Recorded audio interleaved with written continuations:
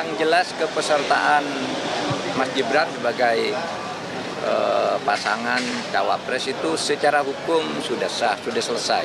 Sekarang persoalan MK-nya yang kita selesaikan, karena putusan MK itu ya sudah mengikat.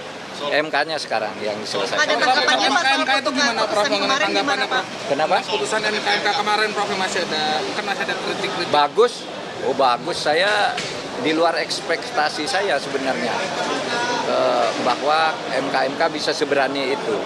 Dugaan saya paling teguran keras atau skor selama 6 bulan tidak memimpin sidang. Tapi ternyata diberhentikan dan tidak boleh memimpin sidang selama pemilu. Itu kan bagus, berani. Karena kalau dipecat beneran itu bisa naik banding dia. Iya kan? Diberhentikan sebagai hakim tuh ada bandingnya. Tapi kalau diberhentikan dari jabatan dan dengan hormat pula, itu tidak bisa naik banding, itu selesai.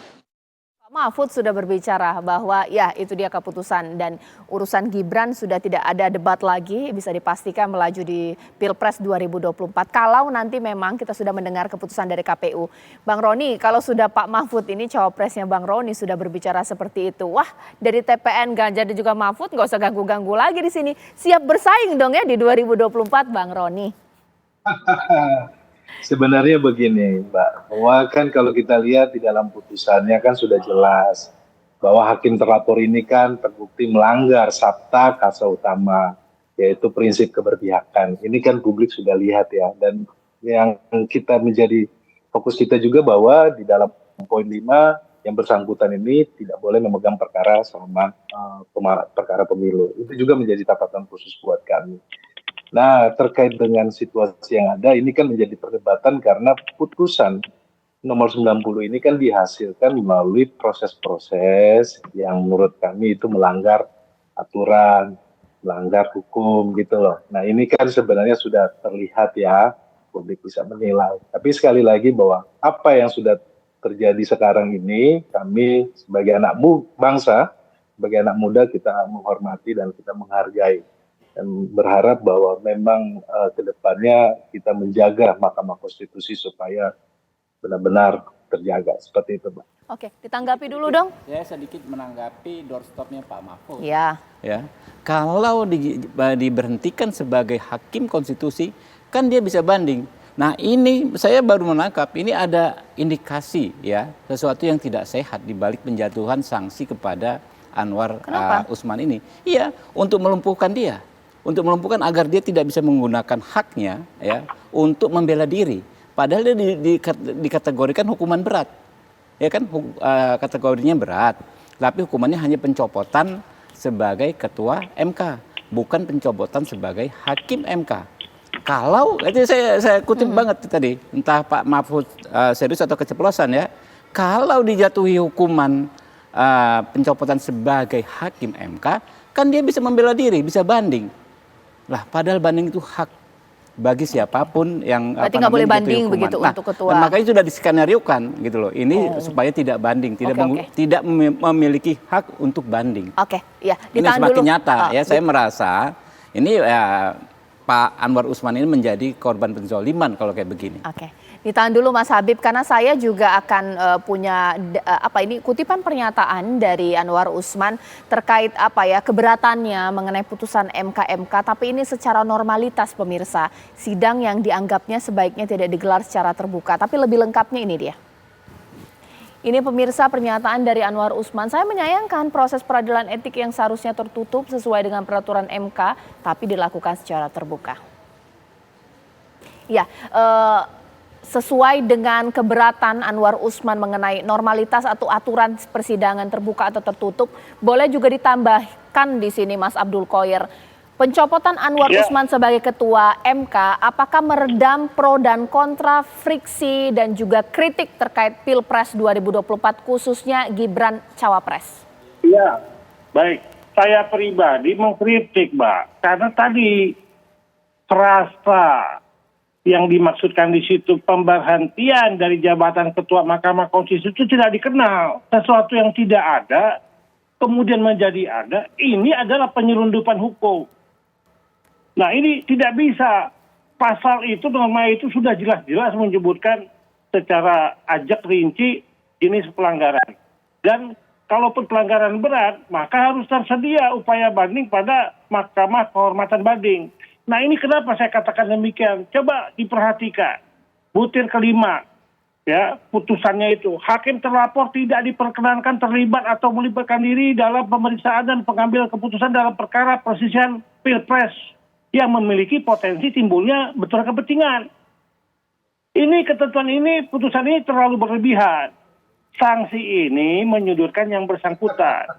Dan terjadi, saya garis bawahi, terjadi pembentukan opini di masyarakat. Itu kan belum terjadi. Terjadi pembentukan opini di masyarakat seolah-olah, seakan-akan Hakim Konstitusi Anwar Usman akan berpihak pada salah satu paslon. Oleh karena itu, harus disediakan upaya pembelaan pada dirinya, sebagaimana yang dimasukkan dalam pasal 44 itu, dia melakukan pembelaan dalam majelis kehormatan banding. Itu harus diberikan itu. Oke. Kalau tidak diberikan, berarti ada hak-hak dia untuk melakukan pembelaan pada majelis kehormatan banding yang dihalangi. Oleh karena itu, Mahkamah Konstitusi harus menindaklanjuti tentang bagaimana pengaturan tentang majelis kehormatan banding itu, dan itu merupakan hak yang bersangkutan. Baik. Saya bicara ini dalam ranah keilmuan. Oke. Saya tidak kenal Anwar Usman, tapi saya dari awal saya mengkritisi apa dan bagaimana proses terjadinya sidang di MK-MK itu, apalagi butir kelima itu framing, itu pembentukan opini yang kemudian mengarahkan masyarakat seolah-olah timbul ketidakpercayaan kepada yang bersangkutan. Baik. Kalau begitu diceritanya sama saja ini majelis dalam kehormatan Mahkamah Konstitusi memiliki kepentingan juga dan berbenturan juga ada kepentingan dengan Oke, menyatakan ditahan dulu. ada pembentukan opini sebagaimana yang saya masukkan itu, dan oleh karena itu bagi yang bersangkutan Anwar Usman harus disediakan mekanisme majelis Baik, kehormatan banding. ditahan dulu Mas Abdul Qoir. sebagai bentuk Bang Roni pembelaannya boleh dan ditanggapi? diatur dalam ketentuan. Bang Roni tanggapi. Saya berpikir ini sebenarnya kan berpikir secara sederhana saja. Kenapa tidak boleh dipegang perkara? Karena ini khawatir ada timbul konflik of interest. Karena apa? Ini antara paman dan keponakan. Ini kan cara berpikir sederhana, harusnya kita melihat gitu kan.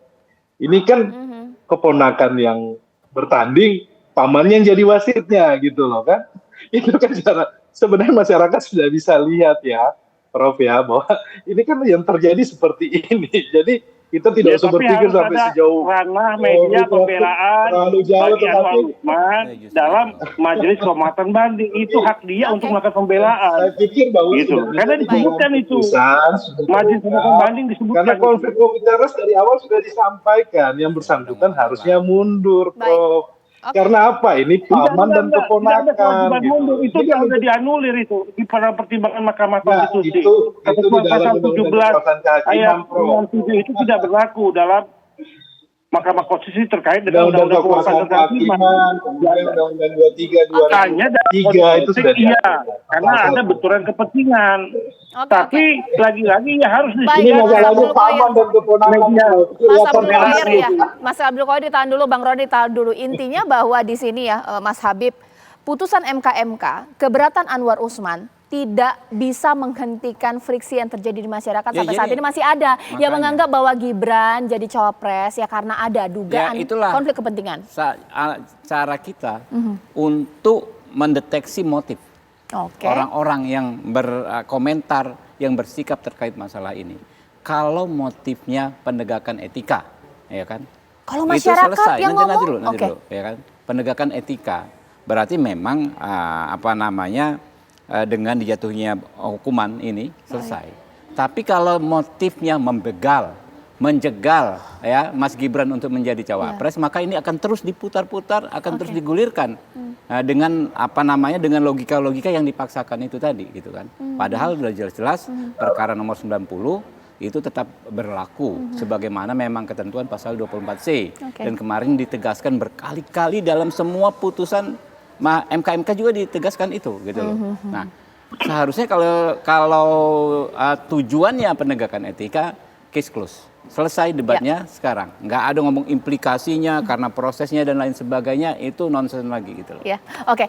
Ini menarik. Saya harusnya tadi selesai, tapi saya mau tambah satu segmen lagi karena saya harus bertanya kepada Bang Roni. Ada tambah kosakata karena kalau di program sebelumnya masih pakai kata jegal di sini Mas Habib. Tapi kalaulah isu ini digoreng-goreng terus, orang yang kontra jangan-jangan mau membegal pencapresannya Gibran. Bang Roni sesaat lagi, Bang Roni. Membegal loh ini pakai kata membegal. Usai jeda berikut.